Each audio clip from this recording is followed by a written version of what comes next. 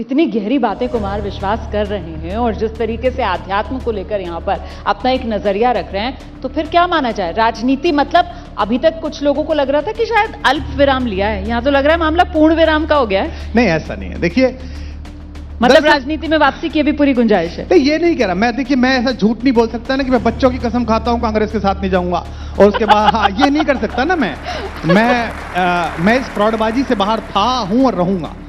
मेरी एकमात्र लड़ाई अपने जीवन में है अपने सच से न भागना। मेरा सच था कि इंजीनियर नहीं बनना तो नहीं भागना। मेरा सच था कि इस महिला के साथ शादी करनी है, परिवार नहीं मानना है, नहीं भागना। मेरा सच था कि मैं कॉलेज में प्रोफेसर था, भ्रष्टाचार की आग थी, नौकरी त्याग पत्र देके मैं खड़ा हो गया लाल किले पे और खड़ा हो गया रामलीला मैदान पे, नहीं भागना। जो सच है मैं उससे नहीं भाग रहा हूं। तो आप जो कह रही हैं पूर्ण विराम, अल्प विराम, राजनीति कोई बुरा काम नहीं है। राजनीति तो युग धर्म है। हमारे सारे देवताओं ने राजनीति की है। कृष्ण से बड़ी राजनीति किसने की है? दुनिया मानती रहे बिस्मार्क को, दुनिया मानती रहे मैकियावेली को। उनसे बड़ा रणनीतिज्ञ क्या है जिन्होंने 5 पार्षदों की पार्टी को दुनिया के सबसे बड़े अहंकारी राज सिंहासन के आगे जिता दिया, और वो भी पार्टी से निकाले हुए 5। कुमार विश्वास जी, तो ये कवि से कथावाचक और राजकाज से रामकाज तक ज्यादा मजा किस में आ रहा है वैसे? वो राजनीति वाले रंग में या राम के काम में? देखिए, पहली बात तो कोई रूपांतरण नहीं है। हाँ। हमारे भारत में शायद ही कोई ऐसा घर हो जो सनातन धर्म में आस्था रखता हो जहां मानस पे चर्चा ना होती हो।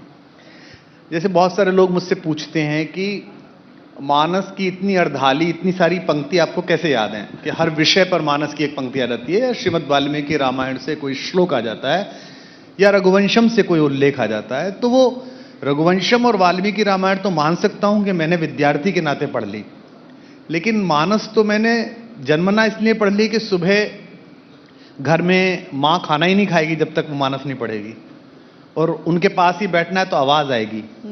तो ये हिंदुस्तान जो है ये इबादतों को, प्रार्थनाओं को गाकर करने वाला देश है, इसलिए वो अंदर है, उसमें कोई रूपांतरण नहीं है। घर से मिले संस्कार, घर से मिले संस्कार और संयोग से ये इसलिए दिए जाते थे। जैसे आजकल इम्यूनिटी की बहुत बात चल रही है कि भाई इम्यूनिटी बड़ी करनी है तो ये खाइए। जब कोरोना आया ना तो आप देखते थे कि भाई ये खाइए, ये खाइए, इससे इम्यूनिटी बढ़ेगी।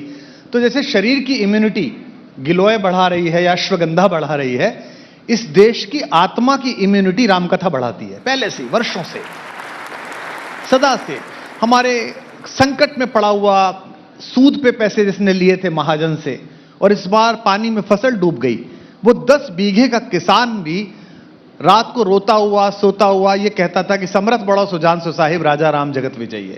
एक दिन आएगा कि राम ठीक कर लेंगे।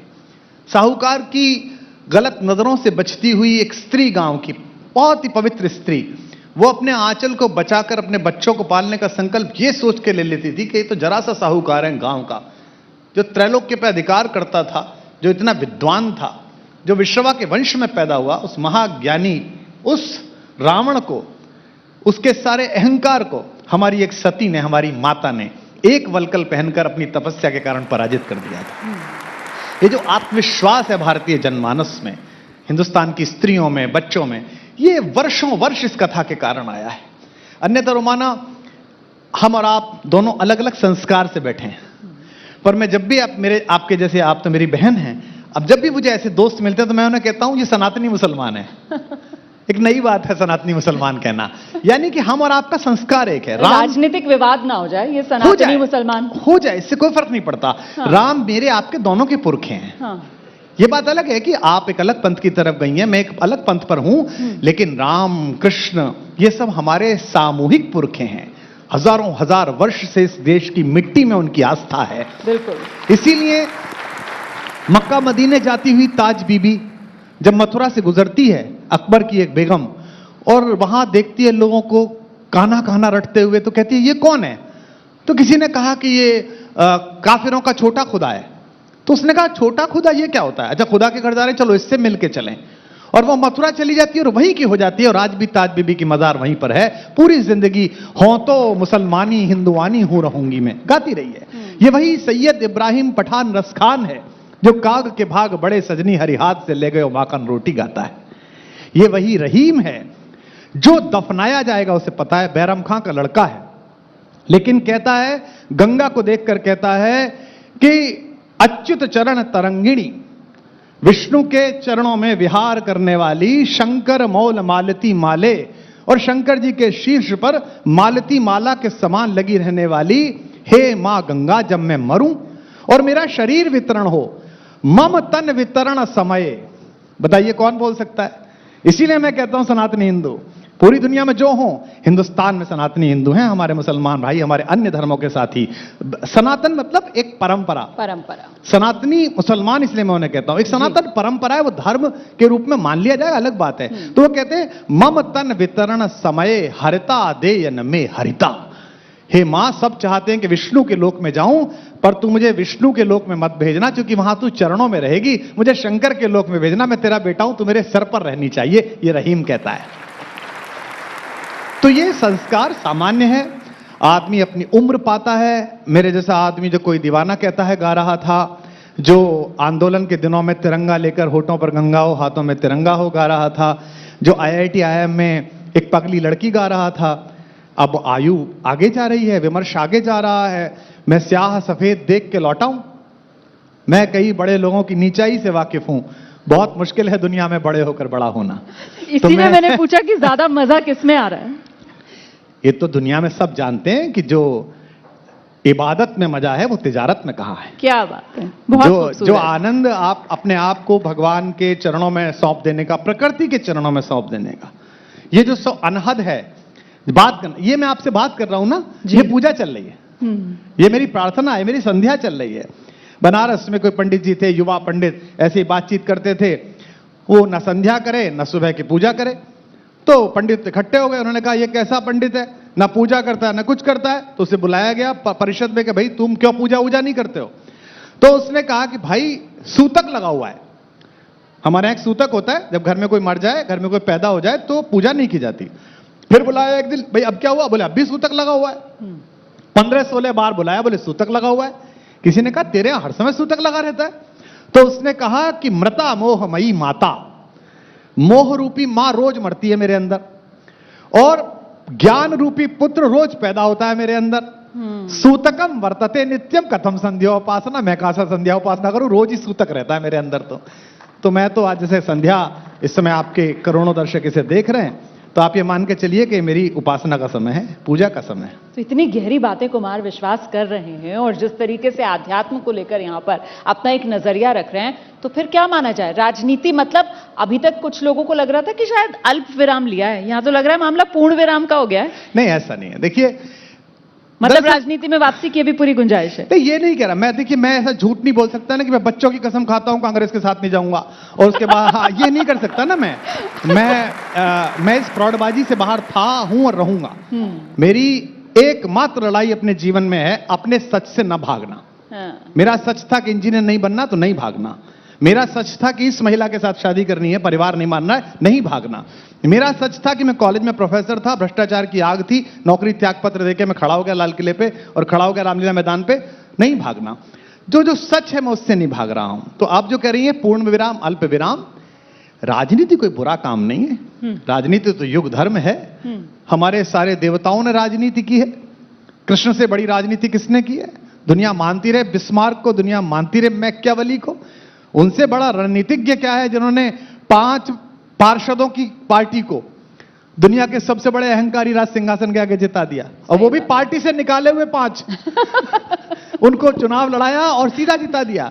तो राजनीति में जाना ना आना, मैं हर बार इस विषय पर कोई निर्णायक टिप्पणी इसलिए नहीं करता हूं जी।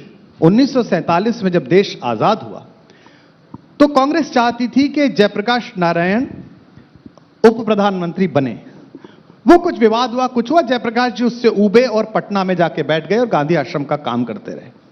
लेकिन लोकतंत्र की दीप शिखा जब आपातकाल के हाथों के बीच कसमसाई श्रीमती इंदिरा गांधी के समय, तो पूरे देश ने ढूंढा कि कोई एक आदमी है जो साथ खड़ा हो सकता है।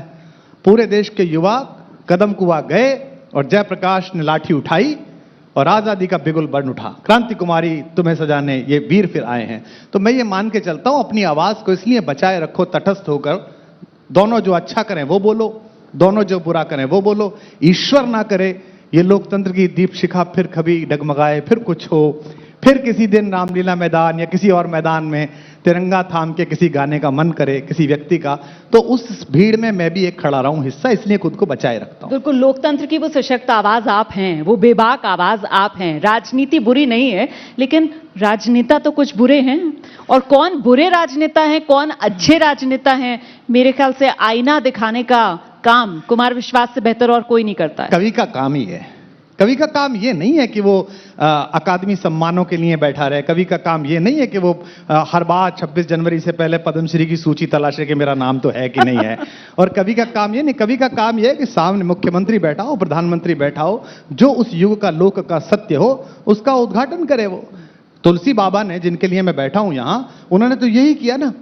मुगलों के उस समय में भी उन्होंने जिस बेबाकी के साथ मानस में बोला है वो बहुत ही महत्वपूर्ण है, और कबीर ने तो उससे भी आगे किया।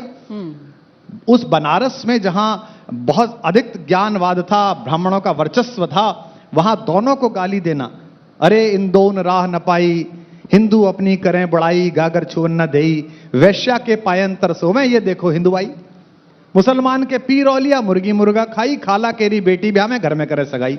आज कह दो 50 मुकदमे हो जाएंगे, कबीर के घर पे बुलडोजर चल जाएगा। बोले भाई कबीर ने ऐसे कैसे कह दी? उस जमाने में, खिलजी के समय में एक आदमी ऐसी बातें बोल रहा है, तो मैं तो रुमाना उनका वंशज हूं जिन्होंने भूखे रह के सच बोला है। मुझे तो इस देश ने मर्सिडीज दी है, तो मैं क्यों सच ना बोलूं? इन्हीं श्रोताओं ने दी है, इन्हीं लोगों ने दी है, तो मेरा तो काम ही है सच बोलना। आपने मर्सिडीज की बात की है। आजकल ये चर्चा बहुत होती है कि कोई भी अगर प्रभु राम का कार्यक्रम है तो सबसे महंगा अगर वो कार्यक्रम होगा तो कुमार विश्वास ही सबसे ज्यादा फीस ले रहे होंगे। हाँ, राम के काम में इतना पैसा? नहीं, पहले तो मैं स्पष्ट कर दूं, देखो आपके श्रोताओं को कितना मजा आया, इसमें आनंद है बोले। ये चर्चा होती है, छत्तीसगढ़ में तो बहुत ही ज्यादा हो गई थी। लेकिन एक बात है, आप उनसे भी पता कर लीजिए, जहां से भी सरकार कराती हो या कोई भी कराता हो, अपने अपने राम का कोई भी पैसा मेरे पास नहीं जाता। फिर कहां जाता है? मैंने जो ट्रस्ट बनाया था 5 साल पहले, जिसमें कोरोना में बहुत काम किया था, आपने देखा था, आप ही लोगों ने उसको नजर रखा था, विश्वास ट्रस्ट में जाता है। और उसमें संकल्पना यह है कि 200 एकड़ में एक ऐसा स्कूल बनाना है 3री क्लास से 12वीं क्लास तक, जहां बच्चा जब 12वीं करके निकले 18 साल का, तो वो IIT का टॉपर भी हो और वो भारतीय संस्कार से युक्त भी हो। उसी परिसर में गौशाला भी हो, उसी परिसर में ऑर्गेनिक खेती भी हो, उसी परिसर में अगर 250 कमरे हैं तो हर कमरे के बाहर एक बड़े आप्त विद्वान के विषय में लिखा हुआ हो। छोटी छोटी बातें हैं, जैसे मैं आपको बताऊं, जिस क्लास का बच्चा है साल भर में उतने पेड़ विभिन्न प्रजातियों के वो कैंपस के आसपास लगाएगा। अच्छा। और आखिर में जब नंबर मिलेंगे तो इंटरनल में कितने पेड़ जिंदा बचे उतने नंबर मिलेंगे। 9वीं का बच्चा है, 9 पेड़ लगाए हैं, 7 बचे, 2 मर गए, तो 7 नंबर मिलेंगे। यानी कि जब 12वीं करके निकलेगा तो कैंपस के आसपास 80 से अधिक पेड़ लगा चुका होगा। ऐसा लड़का जब IAS बनेगा तो जंगल नहीं बेचेगा। ऐसा लड़का जब नेता बनेगा तो वन पुत्रों की दशा समझेगा। ऐसा लड़का जब कॉरपोरेट बनेगा तो नोएडा की और गुड़गांव की 68वें माले पर बैठकर और 400 रुपए का कैक्टस सजा के सड़क पर बैठे हुए किसानों को देशद्रोही नहीं कहेगा। उसकी समझ आएगी कि किसान है, इनकी प्रॉब्लम है भाई। तो एक ऐसा सर्वांगीण नागरिक तैयार होगा, उसका नाम मैंने रखा है भारत कुलम। तो भारत कुलम एक ऐसे भारतीय बच्चों का निर्माण करेगा जिसमें आधे बच्चे फ्री पढ़ेंगे और आधे बच्चे जो है वो फीस से पढ़ेंगे।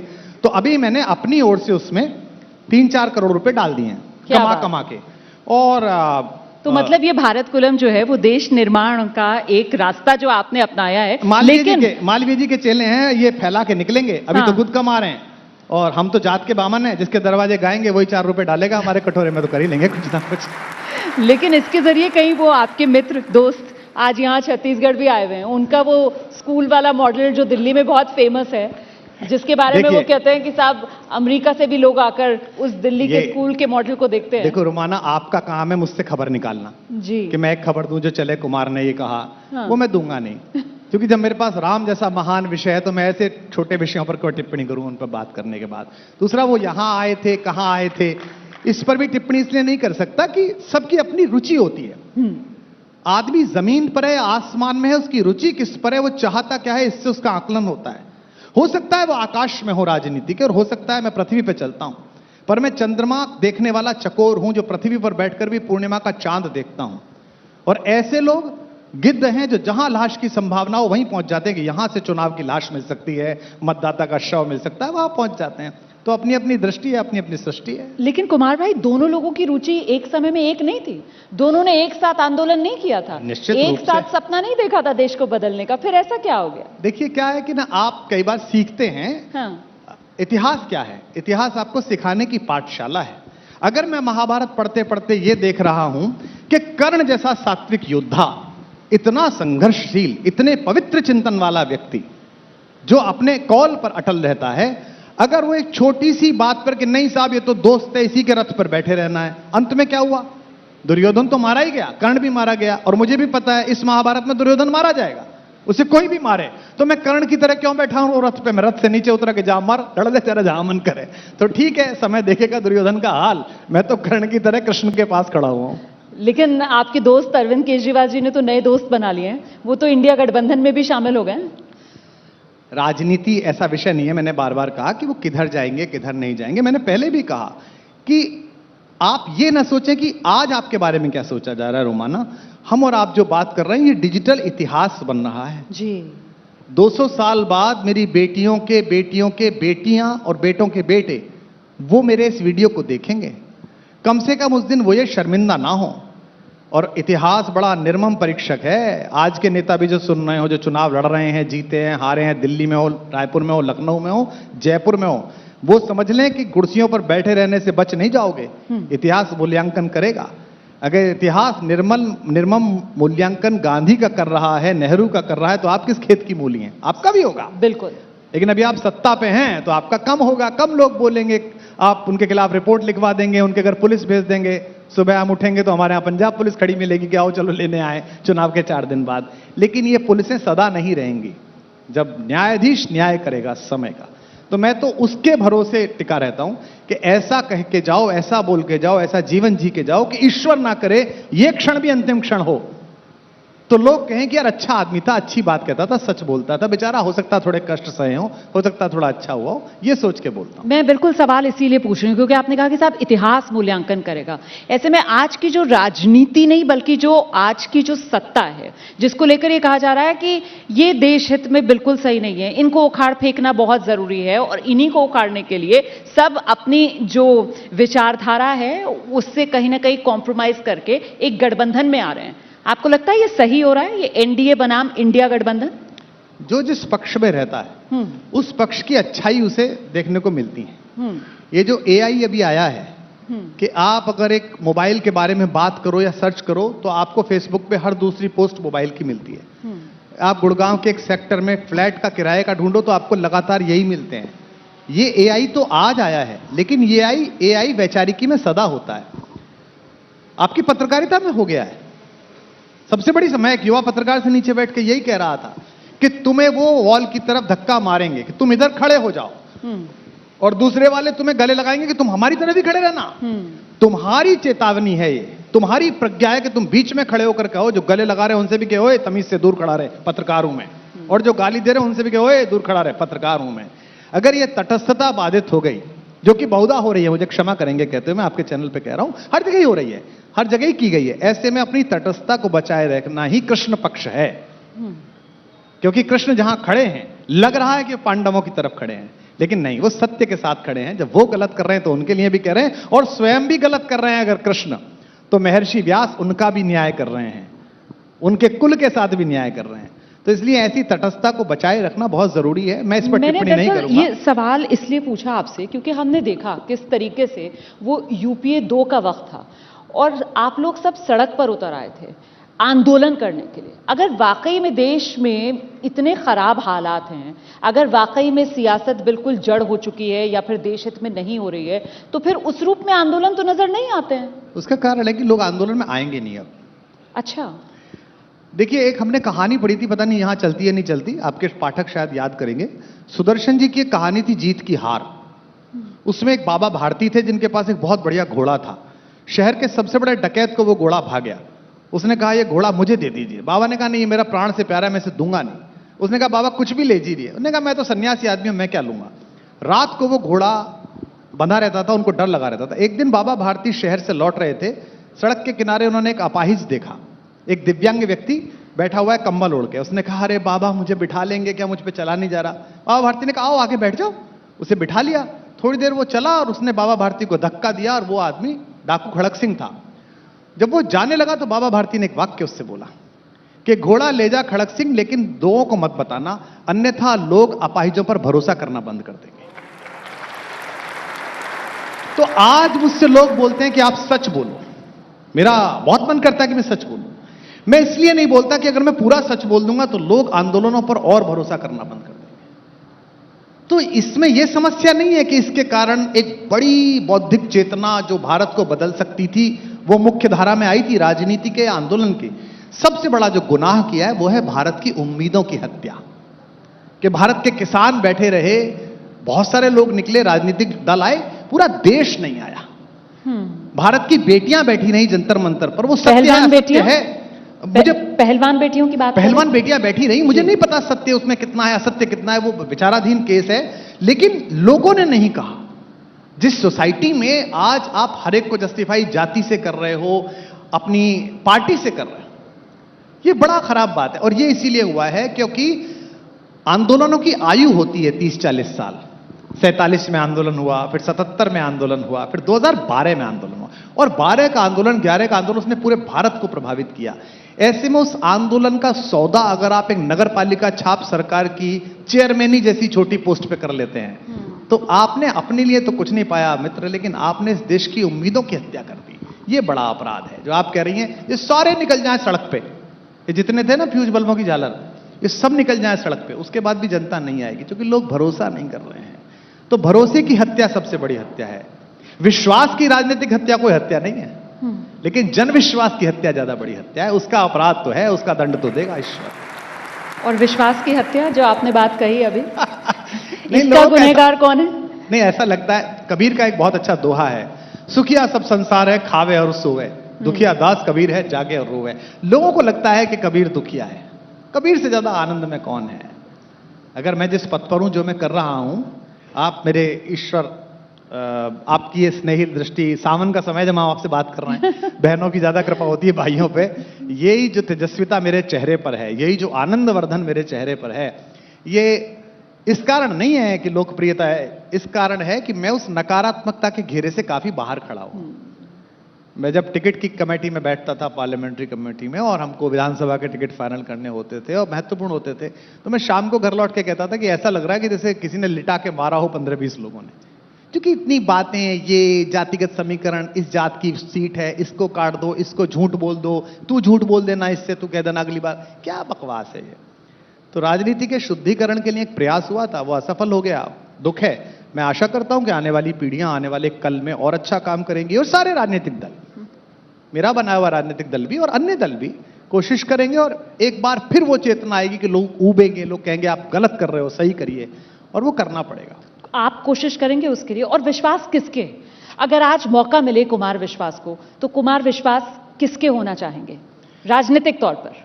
मैं दो बातें, एक तो क्या मैं महंगा व्यक्ति हूं राजनीति के लिए, इतना कौन बाई करेगा कि यार इतना सच बोल देता है, ये बोल ही देगा मुंह पे, क्या फर्क पड़ता। और दूसरा, अगर कोई सार्थक काम दिया जाए कि ये सार्थक काम कर देना तो है। अन्यथा राजनीति जिन 3 कारणों से की जाती है, ईश्वरीय कृपा से, राम की कृपा से, वो मेरे पास पर्याप्त हैं। एक की जाती है लोकप्रियता के लिए, वो है। एक की जाती है पैसे के लिए, वो मुझे करनी नहीं थी, वरना मैं आपके यहाँ शिखर सम्मेलन की जगह मैं कृष्ण जन्मभूमि में बंद होता, जैसे बाकी मित्र हमारे वहां विश्राम कर रहे हैं। और तीसरी की जाती है शक्ति के लिए, उसकी आवश्यकता क्यों पड़नी चाहिए? इस परिसर में प्रवेश करते समय जो बाहर बिल्कुल दरवाजे पर गेटमैन की जगह व्यक्ति खड़ा है, यहां तो मुख्यमंत्री भी आ रहे हैं ना, यहां अन्य बड़े बड़े नेता भी आए, पूर्व मुख्यमंत्री आपके साथ अभी बैठे थे, लेकिन जो गेट पर 4 आदमी दिखे जो सामान्य रूप से घूम रहे हैं व्यवस्था में, उनके चेहरे पर जो आपको देख के स्निग्ध मुस्कान थी, भैया अब सुनते हैं भैया आपका वीडियो, राम वाला भरत वाला देखा था आपका, ये किसी भी भारत रत्न से बड़ी बात है, ये किसी भी मुख्यमंत्री पद से बड़ी बात है। तो इसलिए किसी एक का होना ये सिर्फ इसलिए क्योंकि शर्त है इसमें, ये बहुत मुश्किल काम है। इसके बाद भी मैं सदा कहता हूं कि लोक मंगल के लिए, देश के अच्छे के लिए, अगर मुझे कभी भी कोई काम ऐसा मिलता है तो मैं करता हूं, और राजनीतिक मित्रों के जो आग्रह और प्रस्ताव आते हैं राजनीतिक दलों के, दोनों पक्षों के, उनकी चर्चा सार्वजनिक मंचों से करनी इसलिए ठीक नहीं है कि उन्होंने बड़ी गोपनीयता के साथ आपको अपना मानते हुए अपने दल के अच्छे के लिए आपको आमंत्रित किया, और आप उस समय अगर ऐसी बात करें कि सार्वजनिक स्थानों पर उनका नाम लें, तो ये आप कोई अच्छा व्यवहार नहीं कर रहे। तो राम, राजनीति में किसके हैं? क्योंकि बात तो दोनों पक्ष कर रहे हैं। ज्यादा दावा आपको क्या लगता है, जनता की नजर में किसका मजबूत है? नहीं, सबके हैं, और मैं कहता हूं यही होना चाहिए। बड़ा अच्छा, मैं छत्तीसगढ़ आता हूं, लोग मुझसे कहते हैं कि भाई यहां की कांग्रेस सरकार ने ऐसा कर, मैं कहता हूं भाई इनको ज्यादा धन्यवाद दो कि ये इतना कर रहे हैं। तुम यही तो चाहते थे कि राम राजनीति का केंद्र बने, बना दिया उसने, पूरा पथ बना दिया, यहां से बना दिया, घूमो फिरो मौज लो। मैं तो बड़ा प्रसन्न हूं।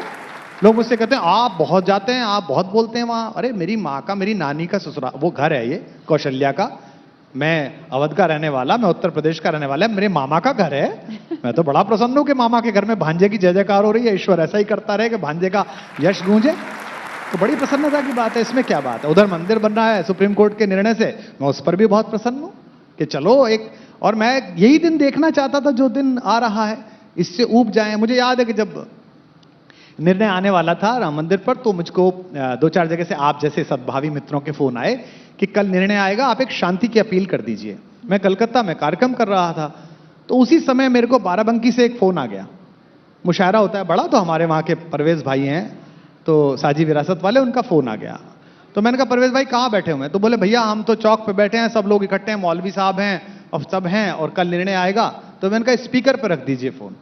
तो मैंने पूछा जो हमारे मौलवी साहब खान साहब, मैंने कहा चाचा क्या हाल चाल है, कल तो निर्णय आने वाला है। तो अवधि में वो बोले अब भैया 1100 रुपया हमसे ले लो और 2 बुग्गी मोरम, वो जो होता है चूना, 2 बुग्गी मोरम ले लो भैया, जाए बनवा दो मंदिर है, हमाओ उसे बनवा। तो ये जो दोस्ती है कि भैया बनवाओ, करो पूजा। लेकिन दोनों तरफ के एजेंट छोड़े हुए हैं कि किसी प्रकार से सामाजिक विषमता बनी रहे, ताकि दोनों पक्ष अपनी अपनी वोटों का ध्रुवीकरण करते रहें। हाँ। ये मेरी आपकी समझदारी है, ये मेरी और सामने बैठने वालों की समझदारी है कि हम दोनों अपने अपनी इबादत पद्धतियों को, अपनी अपनी प्रार्थना पद्धतियों को, अपनी अपनी धार्मिक मान्यताओं को इन राजनेताओं के जाल से बचाए रखें। तो ये सामाजिक विषमता जिसका आपने जिक्र किया कि वो बनी रहे, उसके लिए भी राम के नाम का दुरुपयोग होगा। देखिए दुनिया का इतिहास उठा लीजिए, सत्ता सदा धर्म को आगे साथ लेके चलती है। आप तो इस्लाम मानने वाली हैं, सल्लल्लाहु अलैहि वसल्लम हुजूर ने और कुरान पाक में कहीं मेरे ख्याल से इस व्याख्या को ना कहा होगा कि जाओ पूरी दुनिया में तलवार लेके और खड़े हो जाओ। ये जो तलवार लेके विस्तारवादी कार्यक्रम किया गया, इसके पीछे यही था कि नहीं साहब हम तो फैलाने जा रहे हैं, हम तो स्थिति करने जा रहे हैं। और सब करते हैं, ये सब प्रकार से करते हैं। कभी कन्वर्जन से होता है, कभी पुचकार के होता है, गले लगा के होता है, कभी तलवार से होता कभी है, डर दिखा के। सदा सदा होता रहता है। लेकिन भगवान इससे अलग है, भगवान इससे दूर खड़ा है, और ये मतदाता समझेगा। मैंने एक वाक्य 5-7-8 साल पहले बोला था, मेरा भी नहीं होगा, कई ऋषि परंपरा से आया होगा, उसे मैं शिखर सम्मेलन में फिर दोहराता हूं। राजनीति का धर्म होना चाहिए, धर्म की राजनीति नहीं होनी चाहिए। एक राजनीति का धर्म होना चाहिए। अभी मैं यहां से निकला तो आदरणीय डॉक्टर साहब मिले, रमन सिंह जी पूर्व मुख्यमंत्री, मेरे भी बड़े भाई जैसे, उन्होंने गले लगाया, क्या हाल चाल कबीरा जी, अच्छा है। मैं कहता हूं इसी दरवाजे से जब भूपेश बघेल आए तो वो दोनों एक दूसरे को मुस्कुरा के गले लगाएं, वो उनका स्वास्थ्य पूछें, वो उनके स्वास्थ्य के बारे में पूछें, और फिर एक दूसरे से लड़ें। यही होना चाहिए। ये राम कथा से सीखिए कि महापराक्रमी रावण और जो दुराचारी था, जिसको दंड मिलना था, उस पर तीर छोड़ने से पहले भी राम ने उसे प्रणाम किया कि आप विश्रवा के वंशज हैं, आप महाब्राह्मण हैं, मैं आपको प्रणाम करता हूं। और आपने नीति की। और माता मंदोदरी से भी यही कहा कि आपका पति बहुत पराक्रमी था, लेकिन उसमें यह अवगुण था और मुझे न्याय करना पड़ा। तो यही रामराज है। ये रामराज जिस दिन आ जाएगा, उसके लिए समाज का पानी बदलना पड़ेगा। सत्ता का टेप जो था, टोंटी, वो तो मैंने बदल के देख ली। जो लगाई थी उसने और गंदा पानी फेंका। उससे कुछ नहीं होगा, उससे कुछ नहीं होगा। ऊपर ओवरहेड टैंक में पानी खराब है, जो मनुष्यता का पानी है वो खराब है। एक लड़का अपनी प्रेम करने वाली लड़की के 36 टुकड़े कर रहा है तो पानी खराब है। एक क्रिकेटर की 6 महीने की बच्ची को अगर मैच हार जाने पे अपकर्म की थ्रेट मिल रही है इंटरनेट पे, तो समय खराब है। अगर लोग बलात्कारियों को पार्टी और जाति से तोल रहे हैं कि हम तो इसलिए खड़े हैं भाई हमारी जात का है, चाहे बलात्कार का आरोप लगाए भैया, हम तो इसलिए खड़े हैं भ्रष्टाचारी कि हमारे धर्म का है, तो इसका मतलब पानी खराब है। तो इस पानी को बदलने का फिल्टर कौन लगाएगा? इस पानी को बदलने का फिल्टर लगाएंगे सांस्कृतिक चेतना के अग्रदूत, धार्मिक जन, आध्यात्मिक जन, पत्रकारिता। तो मेरे हिस्से छोटा सा काम आया है फिल्टर लगाने का। देखता हूं कितने दिन और कितने अच्छा लगता है, कोशिश जारी है। तो अपने अंदाज में जरा ये फिल्टर लगा दीजिए देश के सामने। मैं सुना देता हूं, हमारे जी। संगीत के साथ ही बैठे हैं कि मानवता की खुली आंख के सबसे सुंदर सपने राम, मानवता की खुली आंख के सबसे सुंदर सपने राम, जे व्यावाणी अर्थवती हो गई लगी जब जपने राम, जे व्यावाणी अर्थवती हो गई लगी जब जपने राम, मात पिता गुरु जन परिजन के अपने अपने देखे थे, मात पिता गुरु जन परिजन के अपने अपने देखे थे, दुनिया भर ने देखे अपने अपने अपने अपने राम, अपने अपने अपने अपने अपने अपने अपने राम, मंगल भवन आ मंगल हारी, द्रवहु सुदशरथ अजिर बिहारी, अपने अपने अपने अपने अपने अपने अपने राम। एक बात बताइए कुमार भाई, इस देश में जनमानस पे राम बसे हुए हैं, रचे हुए हैं। ऐसे में जब अयोध्या में भव्य दिव्य राम मंदिर का निर्माण होता है तो फिर आपको लगता है कि 24 चुनाव में कुछ बाकी रह नहीं जाता? अयोध्या का राम मंदिर जो सुप्रीम कोर्ट के आदेश पर बन रहा है, वो 24 के विजेताओं को अगर राम राज्य की स्थापना का मंत्र पाने के लिए प्रेरित करे तो उसकी प्रासंगिकता बढ़ेगी। वो मंदिर निर्मित होकर किसी को हराए किसी को जिताए, इसके लिए मेरे भगवान का मंदिर नहीं बनता। और किसी को भी अहंकार नहीं होना चाहिए कि राम मंदिर हमारे कारण बन गया। मैं देश के सर्वोच्च नेताओं को भी ये कहता हूं कि रात को सोते समय ईश्वर को धन्यवाद दिया करो कि तुम्हारे समय में, और हम सब नागरिक, कि हमारे समय में हमारे भगवान ने अपने दरवाजे की उखड़ी हुई 4 ईंटों को सीधा करने का काम हम लोगों को दिया, हमारे समय को दिया। ये बड़ी बात है। अगर ये कौशल्या का भव्य मंदिर बना है भूपेश बघेल सरकार में और राम पथ बना है, तो इस पर भूपेश बघेल सरकार को और मुख्यमंत्री को अहंकार नहीं करना चाहिए। उनको रात को बड़े आनंद के साथ सोना चाहिए कि मुख्यमंत्री पद तो बहुत छोटा है, ये तो 5 साल 10 साल 15 साल पता नहीं कितने दिन रहूंगा और कब कब रहूंगा। मेरे राम ने मुझे एक काम दिया कि जहां से रघुवर के चरण पड़े, जहां जहां चरण पड़े रघुवर के, उस मार्ग पे मैंने झाड़ू लगाई, उस पर मैंने बुहार लगाई। कितना बड़ा काम मिला। हा। लेकिन उस आप रास्ते जानते पर जी 200 साल बाद 400 साल बाद राम के लिए पागल में जैसा कोई दीवाना गुजरेगा तो उसे लोग रोक के बताएंगे कि पहले यह रास्ता ऐसा था, बाद में एक आदमी आया था भूपेश बघेल, उसने ये बनवा दिया था, ये मंदिर बनवा दिया था। उसको बड़ी प्रसन्नता हो कि 400 साल बाद भी यश रहेगा। ये भावना अगर उस मंदिर निर्माण के कारण हो जाए, अयोध्या के कारण, तो बड़ी बात है। अन्यथा तो लेकिन पॉलिटिक्स जिस तरीके से एक परसेप्शन का गेम माना जाता है, और ऐसे में 24 में चुनाव और 24 जनवरी में जब वो तस्वीरें सामने निकल कर आएंगी, देश के प्रधानमंत्री जिनको न्योता दिया गया है वो राम मंदिर में पहुंचेंगे, भव्य दिव्य राम मंदिर, वहां रामलला जो हैं उनको प्रतिष्ठित किया जाएगा, तो आपको लगता नहीं है कि इसका सीधा सीधा चुनावी फायदा, एडवांटेज एक खास पार्टी सीधे बीजेपी को मिलेगा? अच्छा मुझे बताइए कि रोजे क्यों रखते हैं लोग? इसलिए कि अल्लाह पाक उन पे मेहर करे। व्रत क्यों रखती हैं महिलाएं और पुरुष? कि भगवान उन पर कृपा करे।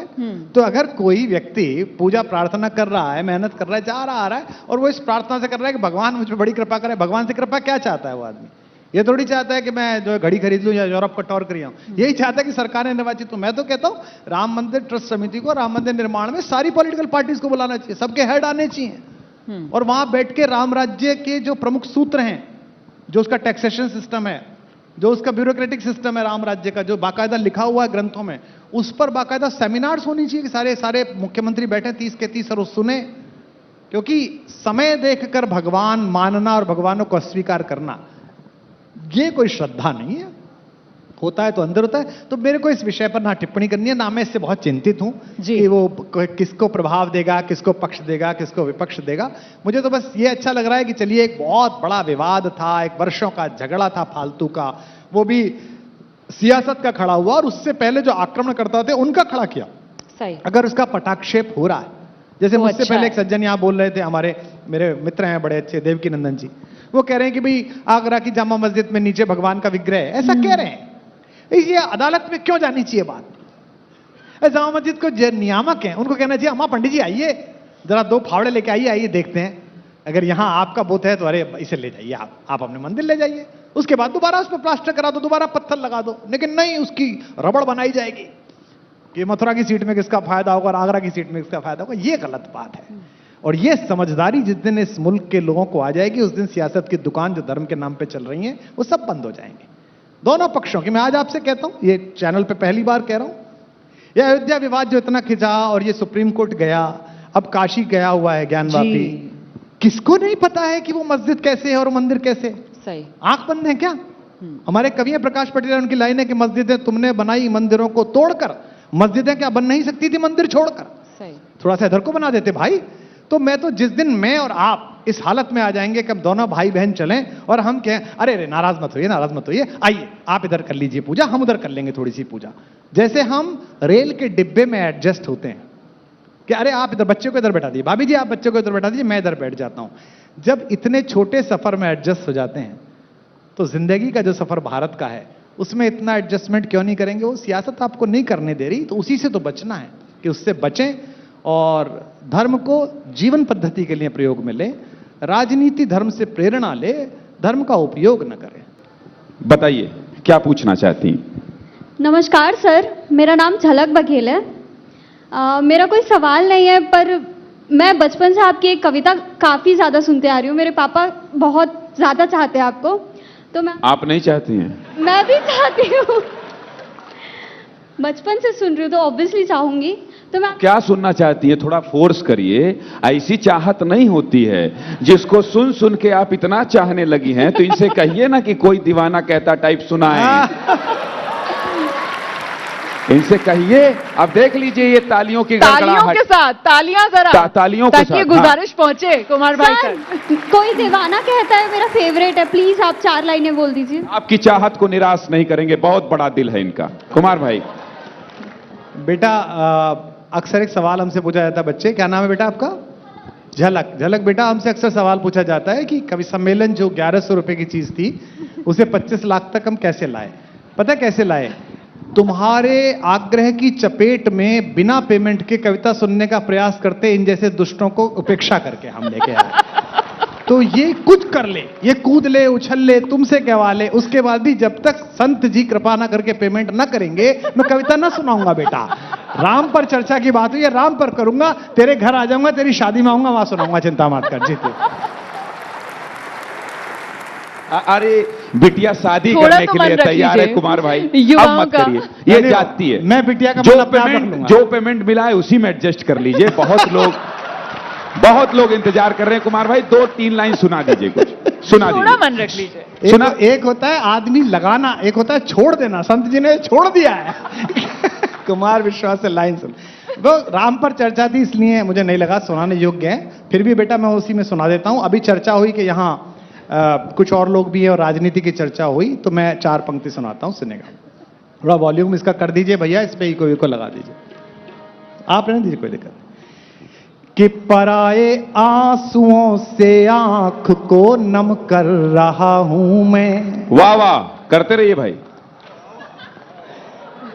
ये आदमी अपने कार्यक्रम भी रखना पड़ेगा मुझे कि पराए आंसुओं से आंख को नम कर रहा हूं मैं, भरोसा आजकल खुद पर भी कुछ कम कर रहा हूं मैं। बड़ी मुश्किल से जागी थी जमाने की निगाहों में, 2012, बड़ी मुश्किल से जागी थी जमाने की निगाहों में, उसी उम्मीद के मरने का मातम कर रहा हूं। हाय हाय